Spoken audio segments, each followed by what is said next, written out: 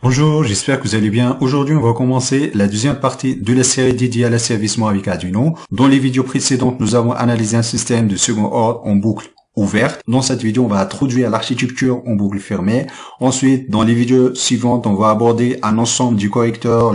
On va faire la discrétisation de l'ensemble du correcteur. On va prendre le modèle analogique. Ensuite, on va numériser le modèle analogique et faire l'implémentation sur Arduino. L'objectif d'utilisation d'une boucle fermée, il permet d'asservir à la sortie. Au moment où on a la possibilité de mesurer la grandeur de sortie Y de N à travers un capteur, dans ce cas-là, on peut utiliser l'architecture en boucle fermée pour améliorer les performances de notre système. Contrairement à la boucle ouverte, ici, donc on a le système en boucle ouverte, on l'attaque directement avec l'entrée X de N. Ensuite, donc on a la sortie Y de N. En revanche, donc on n'a pas d'information sur le retour de la sortie. C'est-à-dire, lorsqu'on va mettre une consigne X de N, on ne sait pas est-ce que la sortie atteint la consigne ou pas, est-ce qu'il y a un décalage, est-ce qu'il y a une oscillation, etc. Du coup, l'utilisation de la boucle fermée, il permet de garder la sortie Y de N égale X de N dans le régime permanent, même s'il y a des perturbations, également même s'il y a des variations sur la sortie. Par exemple, si on utilise une machine à courant continu, par exemple, s'il y a une variation du couple, dans ce cas-là, on va maintenir une vitesse constante de l'utilisation de la boucle fermée. En revanche, si on utilise la boucle ouverte, donc la sortie, ça va, donc la vitesse, par exemple, du machine à courant continu, ça va suivre la charge, donc ça va varier en fonction de la charge. Et ça, c'est pas optimal en pratique. La boucle fermée, elle est constituée d'un soustracteur. Donc ici, on a l'entrée X de N. Ici, il y a le retour de la sortie à travers le capteur. Ici, c'est l'image de la sortie. Ici, on a le Y de N. Dans cette vidéo, on va utiliser une boucle fermée à retour unitaire. C'est-à-dire, c'est le capteur ici. C'est-à-dire, on va prendre ici la sortie du capteur égale Y de N. Donc ça, c'est la première partie. La deuxième partie, on va pas utiliser le correcteur. C'est-à-dire ici l'erreur, donc la différence ici entre X de N et Y de N ici, on va l'attaquer directement au système, c'est-à-dire le correcteur dans ce cas-là égale à 1. C'est-à-dire on a une fonction de transfert égale à 1. On va faire une comparaison entre la boucle fermée et la boucle ouverte. On va passer maintenant à l'implémentation d'une boucle fermée avec Arduino. Je vous invite de consulter les vidéos précédentes pour plus de détails. Donc nous avons déjà abordé cette partie-là dans les vidéos précédentes. Donc, concernant la boucle fermée, donc on a besoin de la sortie ici. On va faire une comparaison entre la boucle fermée et la boucle ouverte. Du coup, on va obtenir deux sorties. Donc, le epsilon n, c'est l'erreur, c'est-à-dire la différence ici. Donc, ça, c'est le epsilon ici. Donc, le epsilon n, c'est x de n moins y de n. Ensuite, on va attaquer directement le système de second ordre ici avec le epsilon, avec l'erreur. Voilà, ce sont les variables intermédiaires. Le y capteur, donc c'est la sortie du capteur. Et ça, c'est la sortie du correcteur. Ensuite, ça, ce sont les variables intermédiaires qu'on va utiliser pour la discrétisation du système de second ordre. Donc, je vous invite de consulter les vidéos précédentes pour plus de détails. On va passer maintenant à la boucle principale. Premièrement, donc l'entrée, donc la consigne. On va générer un signal carré, c'est-à-dire on va faire une réponse à un échelon, ou bien la réponse indicielle, ou bien on va générer une rampe, la réponse à une rampe. Donc ça, c'est l'entrée, le X de N, c'est notre consigne. Donc, deuxièmement, on va récupérer la sortie du capteur. Donc, la sortie du capteur, on va utiliser un rotor unitaire, c'est-à-dire la sortie du capteur égale la sortie en boucle fermée, c'est-à-dire le Y de N. Voilà, ici, donc ça, c'est la sortie en boucle fermée, Y de N, BF. Voilà, la deuxième étape ici, donc le capteur, on va récupérer la sortie du capteur, c'est juste la sortie du système.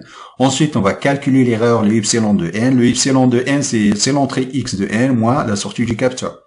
C'est juste la différence entre le retour et l'entrée. Voilà, le epsilon de n ici, c'est juste la différence entre l'entrée et le retour. Voilà, donc ça, c'est l'entrée du correcteur. Donc, la sortie du correcteur égale l'entrée du correcteur parce qu'on n'a pas du correcteur. Donc, pour le moment, donc le correcteur égale à 1. En fait, cette structure-là, donc c'est hyper important. Donc, on va garder la même structure de la boucle fermée dans les vidéos prochaines.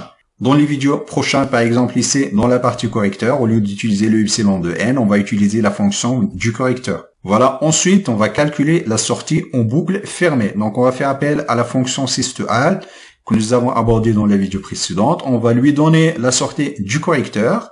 Donc Y correcteur, on va lui donner le X1 et le Y de 1 et les paramètres du système.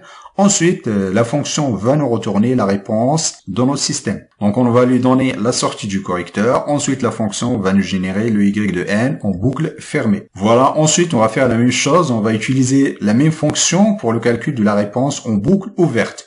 En boucle ouverte, on va pas attaquer le système avec la sortie du correcteur. On va l'attaquer directement avec l'entrée, donc le X de n. Donc c'est ça la différence entre la boucle fermée et la boucle ouverte. Voilà ici, donc là, on attaque le système avec la sortie du correcteur. En revanche, pour la boucle ouverte, on attaque directement avec l'entrée, le X de n. Donc ici, on va utiliser la même entrée pour faire la comparaison entre la boucle fermée et la boucle ouverte. Voilà, ensuite, on va afficher la sortie. On va afficher les deux sorties, la sortie en boucle ouverte, la sortie en boucle fermée. Ensuite, la consigne, le X de nn. Donc voilà ici, donc ça, c'est la réponse du système en boucle ouverte, c'est-à-dire le signal rouge. Ensuite, en boucle fermée, c'est le signal vert. Là, qu'on voit ici, donc là, la boucle ouverte, donc ici, on a un petit dépassement, on a un zeta égal à 0,7. Donc, c'est 1 sur racine de 2. Voilà, 0,707, c'est 1 divisé par racine de 2, c'est le zeta optimal. Ensuite, ici, qu'on voit ici, en régime permanent pour la boucle verte, donc l'erreur statique est nulle. Lorsqu'on va utiliser la boucle fermée, donc ici, on va bloquer l'interface série. Donc là, c'est la boucle fermée. Donc la première constatation, donc il y a une erreur statique, c'est-à-dire, donc en régime permanent, il y a un offset entre l'entrée, entre la consigne et la sortie. Donc ici, on a juste fermé la boucle. Vous pouvez poser la question, à quoi sert alors donc la boucle fermée? Donc la boucle fermée, ça se voit qu'on a des meilleures performances, mais en revanche, non. Pourquoi? Parce que il n'y a pas l'asservissement de la sortie. Même l'erreur statique ici égale à 0, donc le problème, il n'y a pas l'asservissement de la sortie. Ici, il y a l'erreur statique, mais quand même, donc le système, il doit y avoir un asservissement de la sortie, même si on n'utilise pas le correcteur. Donc le problème, c'est juste qu'il doit y avoir un écart entre l'entrée et la sortie. C'est-à-dire, si on voit une vitesse de 50%, donc le problème de la sortie, ça va générer ici une vitesse de 25%.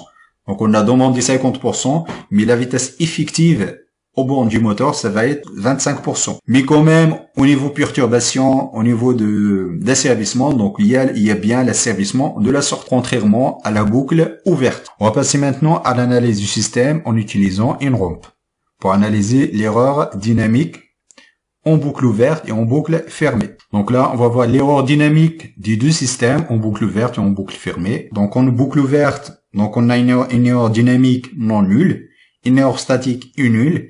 En revanche, lorsqu'on a fermé la boucle, donc l'erreur statique est non nulle, et l'erreur dynamique, donc on n'a pas un offset, c'est-à-dire on a une erreur dynamique variable. L'objectif du correcteur sera de s'approcher de la consigne, c'est-à-dire la sortie en boucle verte.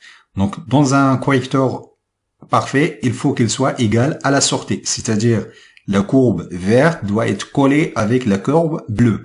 Autrement dit, on doit réduire le temps de réponse. Également, on doit annuler l'erreur statique, c'est-à-dire en régime permanent, on doit avoir la courbe verte qui colle avec la courbe bleue. D'où l'utilisation du correcteur. Donc il y a un ensemble du correcteur. Chaque correcteur a ses avantages et ses inconvénients. Et l'objectif sera d'avoir un système en boucle fermée qui est optimal. On verra dans la prochaine vidéo l'action proportionnelle. On va utiliser un correcteur proportionnel. Ensuite, on va voir les avantages et limitations de ce correcteur-là. Et dans la vidéo d'après, donc on va régler les problèmes qui sont dus à l'action proportionnelle. Parce que l'action proportionnelle, il doit y avoir des limitations. Je vous remercie de votre attention et à la prochaine vidéo.